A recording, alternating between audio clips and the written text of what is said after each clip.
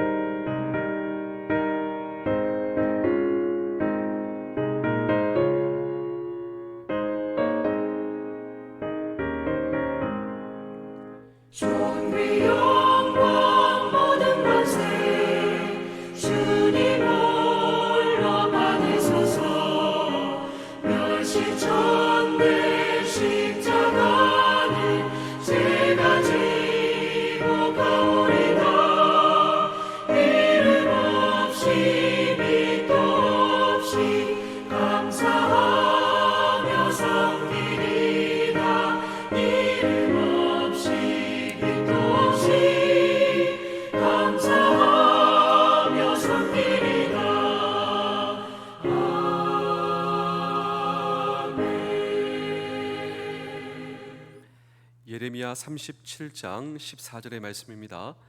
예레미야가 이르되 거짓이다. 나는 갈대아인에게 항복하려 하지 아니하노라. 이리야가 듣지 아니하고 예레미야를 잡아 고관들에게 끌어가매. 아멘. 한 목사님과 또 이 목사님의 사역을 돕는 한 공동체가 인도에서 선교할 계획을 가지고 기도하고 있었습니다. 어디에서 사역을 하면 좋겠습니까? 기도하는 가운데 인도에서 가장 가난하고 그리고 인도에서 그리고 가장 열악한 그 장소를 이제 선정을 하고 또 기도하며 그곳에서 선교 사역을 준비하고 있었습니다. 1952년 드디어 작은 건물을 이제 매입하게 되고 버림받은 사람을 대상으로 이제 사역을 시작하게 되었습니다. 그런데 시작하자마자 전혀 예상하지 못한 일이 일어나게 되었는데 힌두교에 격렬한 반대를 받게 되었다라고 하는 것입니다. 다른 종교를 퍼뜨리는 사람이 왔다라고 하는 격렬한 시위 말이죠. 근데 시위에서 끝나는 것이 아니라 폭력을 구사합니다.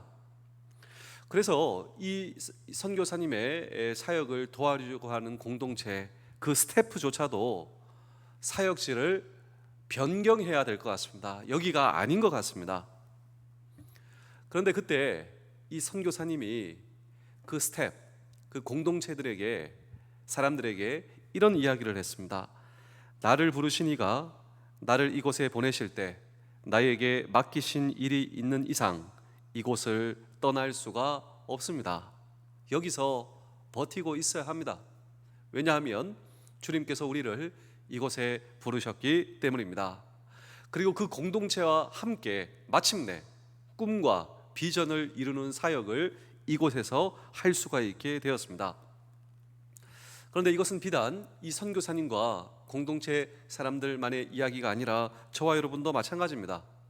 우리에게 주어진 이 소명의 현장을 살아가면서 우리에게도 내가 시도하고 기도했던 일이 모든 것이 일사천리로 진행만 되는 것이 아니기 때문입니다. 시도한 일이, 추구된 일이 뜻대로 되지 않을 때 두 가지의 경우가 있는데, 첫 번째로 내 잘못 때문에 일이 추진되지 않을 수가 있습니다. 그런데 이것은 매우 해결이 간단합니다. 왜냐하면 스스로 내 잘못을 인정하고 돌이키면 적어도 해결은 아닐지라도 그것이 해결의 시작이 될 수가 있기 때문이다라고 하는 것이죠. 매우 단순합니다. 그런데 문제는 두 번째의 경우인데, 내 잘못과 상관없이 어려움과 반대에 직면할 수가 있다라고 하는 것입니다. 그런데 기독교의 시각에서 볼 때 이런 경우는 종종 그 배후에 악한 사단이 방해하는 그 경우가 있을 수가 있다라고 하는 것입니다. 왜냐하면 모든 고난은 사단 때문에 오는 것은 결코 아니지만, 그러나 상당한 그리스도인이 경험하는 어려움, 이 어려움에는 특별히 내 잘못과 상관없이 일어나는 어려움의 경우 사단의 방해가 작용한다라고 하는 이 성경적 가르침에 의해서 우리는 인정하지 않으면 안 된다라고 하는 것입니다. 왜냐하면 성경은 사단의 존재를 대적마귀라고 하죠. 대적마귀. 그런데 이 마귀의 뜻이 뭔지 아십니까? 어떤 사람은 마귀는 무서운 것, 이 마귀는 초월적 존재. 그렇지 않습니다. 이 마귀의 뜻이 무엇이냐면 반대하는 자입니다. 반대하는 자. 그런데 이 마귀의 뜻이 반대하는 자라고 했는데 무엇을 반대할까요? 하나님의 사역을 반대하는 자, 하나님의 사역이 진행되지 못하게 하는 자, 특별히 하나님의 백성이 하나님의 사역 앞에 자기 자신을 던져 일을 시작할 때 마귀의 격렬한 반대가 일어날 수 있다. 우리는 성경의 가르침에 의해서 이 부분을 인정하여야 한다라고 하는 것입니다. 오늘 성경 본문, 하나님의 선지자 예레미야도 마찬가지였습니다. 하나님께서 예레미야에게 하나님의 일과 하나님의 뜻을 맡기죠.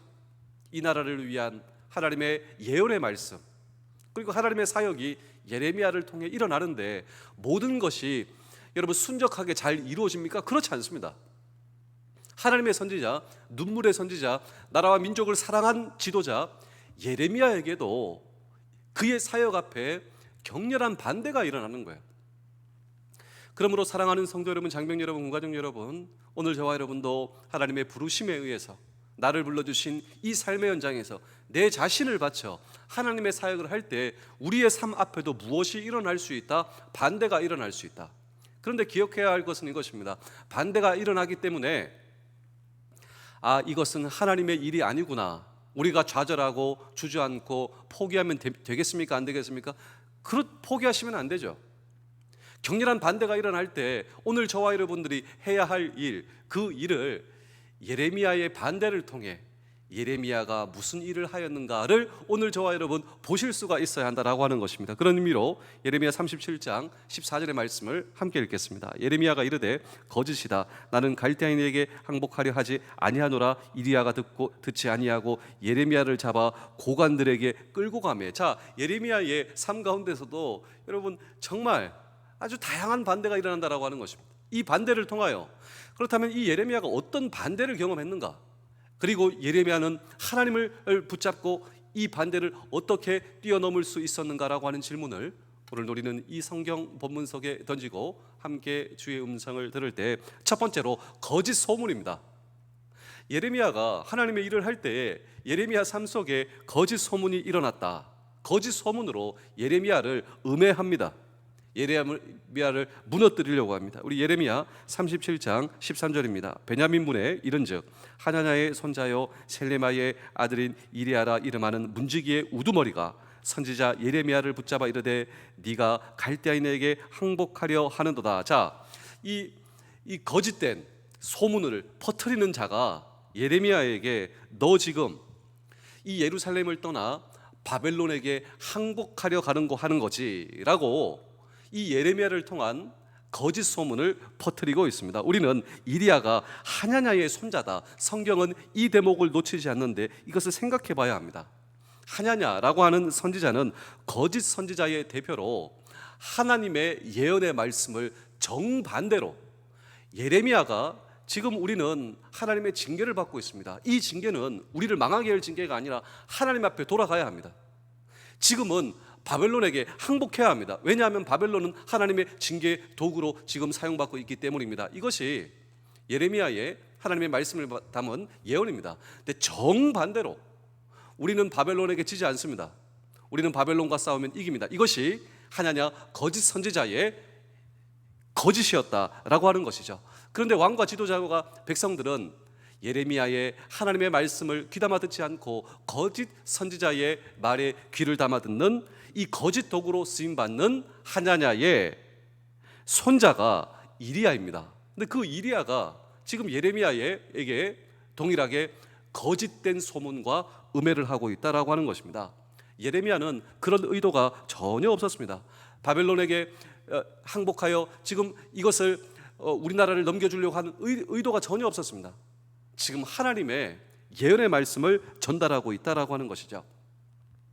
성경은 이 사단의 본질을 이렇게 얘기하고 있는데 우리 요한복음 8장 44절의 말씀을 읽겠습니다. 너희는 너희 아비 마귀에게서 났으니 너희 아비의 욕심대로 너희도 행하고자 하느니라. 그는 처음부터 살인한 자요 진리가 그 속에 없으므로 진리에 서지 못하고 거짓을 말할 때마다 제 것으로 말하니 이는 그가 거짓말쟁이요 거짓의 아비가 되었습니다. 자, 이 발명 왕의 아버지가 에디슨이죠. 교양악의 아버지는 하이든입니다. 그런데 거짓의 아비가 누구인가? 바로 마귀다라고 하는 것입니다. 우리가 우리에게 주어진 인생을 살아가면서 이 시대를 보죠. 이 시대는 어떤 문화인가? 거짓을 말하고 거짓을 용납하는 문화. 그런데 우리가 거짓을 말하는 순간 사단 마귀의 도구가 된다라고 하는 사실을 알고 계신가요? 예전 이 미국의 대통령 클린턴 대통령 시절 스캔들이 일어나게 되었습니다. 그런데 미국 사람들은 이 클린턴 대통령의 성 문제보다도 그가 거짓말을 하는가 하지 않는가에 더 많은 관심을 가졌다고 합니다. 여러분, 사실 거짓이 더 무서운 것이다라고 하는 것이죠. 왜냐하면 우리가 거짓을 말할 때 사단 마귀의 도구가 된다라고 하는 사실이다라고 하는 것입니다. 탈무드에 이런 얘기가 있습니다. 거짓을 말해서 온 마을을 어렵게 한 사람이 있었습니다. 이 사람에게는 이 거짓말을 하고 저 사람에게는 저 거짓말을 하고 온 마을을 어려움에 빠뜨린 그 사람이 이제 이 자기 잘못이 깨달아지는 거야. 그래서 랍비 선생님이 와서 저 같은 사람도 용서받을 수 있을까요? 근데 이 랍비 선생님이 이렇게 얘기합니다. 기쁘게 웃으면서 예, 당신도 용서받을 수 있습니다. 근데 한 가지 해야 됩니다. 할 수 있겠습니까? 예. 이 세 깃털을 나눠줘. 세 깃털을 이만큼. 당신이 거짓말을 해서 또 중상모략을 해서 어려움을 준 그 가정의 대문 앞에 이 세 깃털을 놓고 오세요. 아, 그러면 제가 용서받을 수 있겠습니까? 하겠습니다. 했습니다. 다 했습니다. 랍비 선생님이 또 한 가지 더 해야 되는데 지금 가서 그 세 깃털을 모두 회수해 오십시오. 근데 얼마 뒤에 그가 돌아왔는데 세 깃털을 하나도 회수하지 못하고 왔어요. 뭐라고 얘기냐면 바람에 다 날아가 버렸습니다. 그래서 제가 세 깃털을 회수해 오지 못했습니다. 그때 이 랍비가 이런 말을 했답니다. 분명히 하나님께서는 당신을 용서하여 주실 것입니다. 근데 기억하십시오. 당신이 깃털을 회수하지 못한 것처럼 당신이 말한 거짓말, 그것은 다시 회수할 수가 없습니다.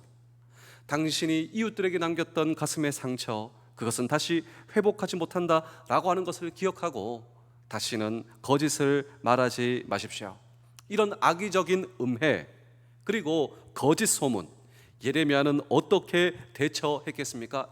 사실을 밝혔습니다. 그리고 자기 미션에 집중하는 것입니다.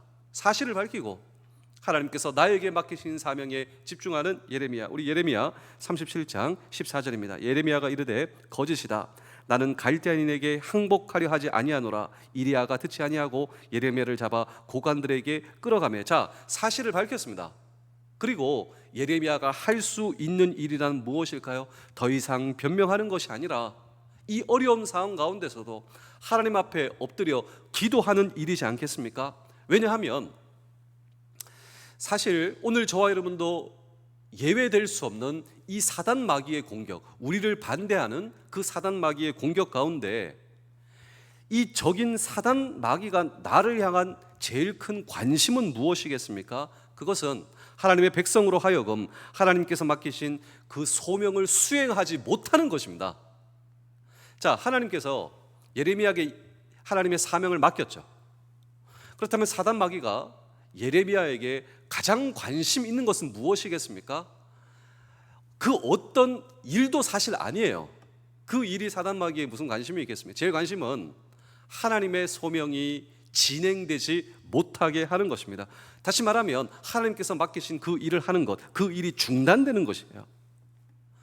그래서 예레미야는 이런 기도를 하나님 앞에 할 수밖에 없는 것입니다. 하나님, 저에게 맡기신 사명 잘 감당할 수 있도록 제 손을 힘있게 잡아 주시옵소서. 여러분, 오늘 이 아침에 이런 기도를 해보시지 않겠습니까? 하나님께서 저에게 맡기신 사명, 그 사명을 잘 감당할 수 있도록 제 손을 힘있게 잡아 주시옵소서. 맡기신 이 사명을 감당하고 성취할 수 있도록 도와 주시옵소서. 혹시 거짓 음해, 중상모략에 오늘 저와 여러분 시달리고 계십니까? 예레미야처럼 사실을 밝히시고 더 이상 그 일에 매달리는 것이 아니라 하나님께서 나에게 맡기신 사명에 집중하는 일, 그리고 하나님께 도우심을 구하는 일, 이것이 저와 여러분들의 사명 되실 수 있기를 주의 이름으로 축복합니다. 두 번째로, 예레미야가 경험한 이 사단 마귀의 공격은 사면초가에 빠지는 일이었습니다. 우리 예레미야 37장 15절입니다. 고관들이 노여하여 예레미야를 때려서 서기관 요나단 집에 가두었으니 이는 그들이 이 집을 옥으로 삼았습니다. 자, 이 상황은 보통 상황이 아닙니다. 지금 예레미야는 심각한 이 목숨의 위협을 받고 있어요. 구타를 받고 오해를 받고 모든 사람이 예레미야에게서 등을 돌립니다. 이때 예레미야가 할 수 있는 일은 무엇일까요? 그런데 여기서 끝나지 않습니다. 예레미야 37장 17절도 읽겠습니다. 시드기야 왕이 사람을 보내어 그를 이끌어내고 왕궁에서 그에게 비밀이 물어 이르되 여호와께로부터 받은 말씀이 있느냐? 예레미야가 대답하되 있나이다. 또 이르되 왕이 바벨론의 왕의 손에 넘겨지리다. 자, 시드기야 왕을 한번 살펴볼까요? 그는 예레미야가 갇혀 있을 때 은밀히 예레미야를 빼냅니다. 그리고 예레미야에게 묻습니다. 지금 이 상황 가운데 하나님의 뜻이 뭐냐고 예레미야에게 묻고 있는 것이죠. 예레미야는 이때 하나님의 뜻은 이것입니다. 왕이시여, 지금 바벨론을 바라보는 것이 아니라, 의지하는 것이 아니라, 애굽을 의지하고 바라보는 것이 아니라 지금 왕이시여, 지금 하나님을 의지해야 합니다. 그럼에도 불구하고, 하나님의 뜻이 전달되고 있음에도 불구하고 이 시드기야의 반응은 무엇인지 아십니까? 믿을 수도 없고 안 믿을 수도 없고, 믿으려고 하지도 않고 안 믿으려고 하지도 않고 라고 하는 중간적 위치에 서 있는 사람이 바로 시드기야 왕이었습니다. 그런데 이 모든 상황 가운데 아주 격렬하게 예레미야를 반대하고 예레미야를 도와주지도 않고 또 예레미야를 믿지도 않고 이런 모든 사람들 앞에서 예레미야가 취했던 반응, 그 반응은 다른 것이 아닙니다. 그것은 바로 하나님의 말씀을 다시 붙드는 것이었습니다. 아무리 그가 사면초가에 처해 있다 할지라도 내가 하나님의 말씀을 붙들 때 궁극적으로 하나님의 뜻은 이루어진다라고 하는 것입니다. 오래전 이 파스칼 선지자가 이런 말을 했습니다. 왜 이렇게 우리의 삶 주위에는 가짜가 많은가? 우리 주변에도 가짜가 얼마나 많습니까? 가짜가 많은 이유는 한 가지예요. 그것은 바로 진짜가 있기 때문입니다. 아무도 가짜를 모방하지 않죠. 진짜가 있기 때문입니다. 그런데 그 가짜 때문에 진짜를 포기하는 어리석은 사람이 되어서는 안 될 것입니다. 아무리 우리의 삶 가운데 현장이 어려워도 현장에 직면할 줄 알아야 한다라고 하는 것이죠. 왜냐하면 하나님께서 나에게 맡기신 사명이 있고, 그리고 하나님의 뜻은 궁극적으로 이루어진다. 하나님께서 나를 여기에 보내셨다면 잠시 이 현장이 어려워도 주의 소명과 이 순종을 위해서 내가 이 자리에 버티고 있다면 이 현장을 감당할 수 있는 힘과 능력을 주님께서 나에게 공급하여 주신다라고 하는 사실을 주님께서 저와 여러분들에게 약속하여 주시지 않으셨습니까? 그런데 궁극적으로 우리가 현장에 직면할 수 있는 용기와 능력을 어디서부터 공급받는가? 그것이 바로 하나님의 말씀이다라고 하는 것입니다. 우리 마지막으로 예레미야 37장 17절의 말씀입니다. 시드기야 왕이 사람을 보내어 그를 이끌어내고 왕궁에서 그에게 비밀을 물어 이르되 여호와께로부터 받은 말씀이 있느냐? 예레미야가 대답하되 있나이다. 이 어려운 가운데서도 하나님의 말씀을 붙잡고 이 말씀을 붙잡는 가운데 하나님께서 나에게 주시는 능력과 용기를 공급받은, 아무리 이 현장이 어려워도 내가 이 자리에 주님께서 나를 보내신 이 자리에 버티고 있다면 감당할 수 있는 힘과 능력을 말씀을 통해 주실 줄로 믿습니다. 제가 마지막으로 한 편의 이야기를 들려드리고 오늘 설교를 마치겠습니다. 저는 오늘 이 설교의 화두를 인도의 선교, 그리고 특별히 이 인도의 선교는 거기서 건물을 매입해서 어려운 사람들을 치료해주고 도와주고 의료 선교 사업을 하는 한 목사님과 그 공동체의 이야기를 오늘 이 설교의 화두로 오늘 말씀을 드렸습니다. 그런데 이 사역을 하자마자 격렬한 반대가 일어났어요. 왜냐하면 다른 종교를 퍼뜨리는 사람이 왔다라고 하는 반대, 폭력. 그래서 스텝조차도 이곳을 떠나야 된다, 이곳은 아니다, 이 이야기로 제가 오늘 이 설교를 시작했습니다. 그런데 이 선교사님은 다른 모든 사람들은 여기를 떠나자 해도 기도하고 그 맡겨주신 사명에 집중했습니다. 하나님의 말씀을 붙들고 기도하는 가운데 하나님께서 나에게 맡겨주신 그 일이 무엇입니까? 이곳에 가난하고 힘들고 불쌍하고 버려진 사람들을 케어하고 의료적 지원을 해주고 그들을 위해서 기도하고 섬기는 일에 전념하였다라고 하는 것이죠. 버림받은 아이들, 노인, 환자를 데리고 와서 치료해주고 사랑으로 전심으로 돌보는 일이었습니다. 그런데 어느 날 이 선교사님과 공동체를 결정적으로 반대했던 힌두교 성직자가 결핵에 걸려 병원에 입원하게 되었는데 치료가 불가능했다. 그리고 그 병원에서 사형 선고를 받고 병원에서 퇴출받게 되었다라고 하는 소식을 듣게 됩니다. 이 소식을 듣자마자 사람을 보내어 자기 병원, 자기 요양소로 그 제일 반대를 했던 힌두교 성직자를 데리고 와요. 그리고 최선을 다해 돌보기 시작합니다. 그 힌두교 성직자가 마침내 숨을 거두게 되었습니다. 그의 시신을 잘 수습하고 힌두교 성전으로 돌려보내 주었다라고 합니다.